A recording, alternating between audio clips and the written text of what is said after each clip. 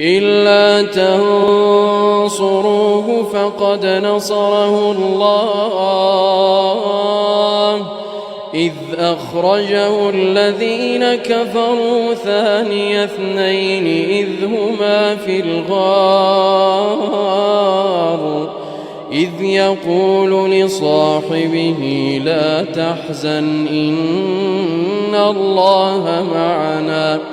فأنزل الله سكينته عليه وأيده بجنود لم تروها وجعل كلمة الذين كفروا السفلى وكلمة الله هي العليا